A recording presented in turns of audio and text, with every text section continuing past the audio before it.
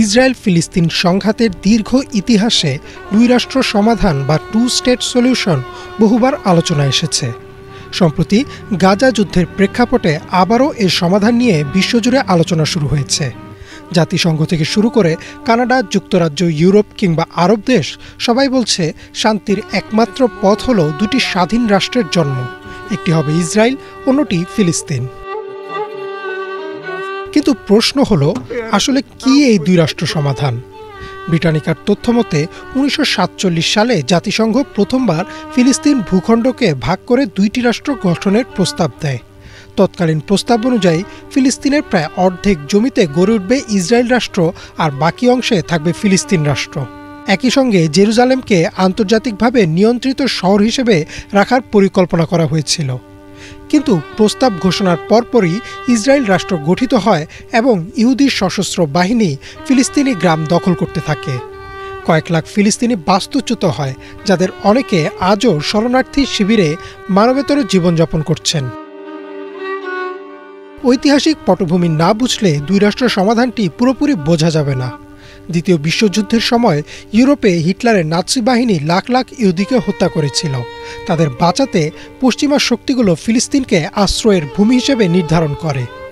আল জাজিরার তথ্যমতে আশ্রয় নেয়া ইহুদিরা পরে নিজেদের সামরিক শক্তি গড়ে তুলে ফিলিস্তিনি জমি দখল করে নেয়। পশ্চিমা সমর্থনে তারা ক্রমে পুরো অঞ্চলকে নিজেদের নিয়ন্ত্রণে নিয়ে ফেলে। ফিলিস্তিনিরা যাদের জন্য ঘরবাড়ি ছেড়ে জায়গা দিয়েছিল, সেই ইহুদিরাই পরবর্তীতে তাদের বের করে দেয়, বাড়িঘর ভেঙে বসতি গড়ে তোলে। ইতিহাসবিদদের অনেকে একে সরাসরি বিশ্বাসঘাতকতা বলেই অভিহিত করছেন।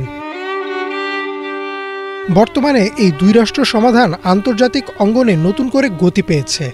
রয়টার্স ও ইউএন নিউজের তথ্যমতে সম্প্রতি বিশ্বের বিভিন্ন দেশ ফিলিস্তিনকে রাষ্ট্র হিসেবে স্বীকৃতি দেওয়ার ঘোষণা দিয়েছে।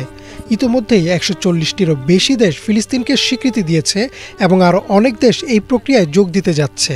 তারই ধারাবাহিকতায় যুক্তরাজ্য, কানাডা, অস্ট্রেলিয়া স্বাধীন ফিলিস্তিনকে স্বীকৃতি দিয়েও ফেলেছে।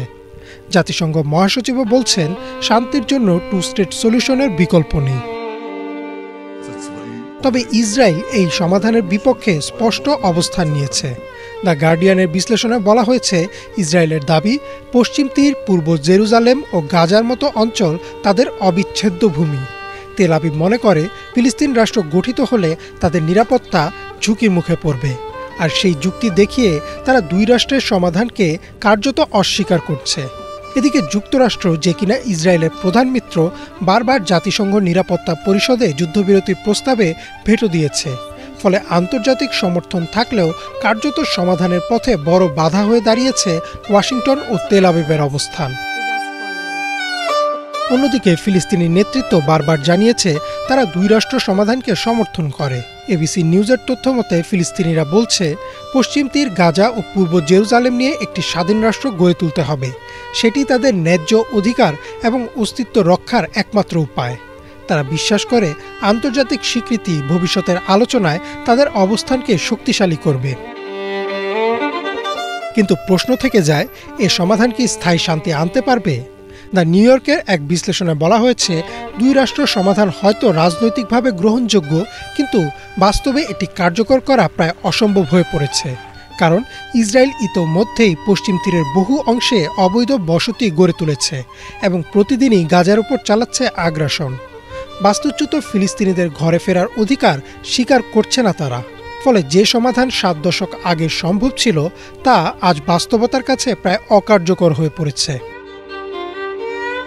তবুও আন্তর্জাতিক সম্প্রদায় বিশ্বাস করে এই সমাধান ছাড়া ইসরায়েল ফিলিস্তিন সংঘাত কখনোই থামবে না।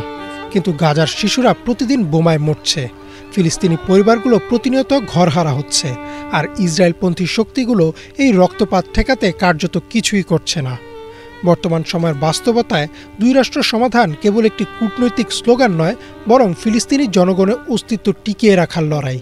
প্রশ্ন হলো, যখন শক্তিশালী রাষ্ট্রগুলো ইসরায়েলের আগ্রাসনকে নীরব সমর্থন দিচ্ছে, তখন আদৌ কি এই সমাধান বাস্তবে রূপ নেবে, নাকি ইতিহাসের মতোই আবারও ফিলিস্তিনিদের প্রতিশ্রুতি দিয়ে ঠকানো হবে? ইমরান মাহমুদ, বাংলা ভিশন।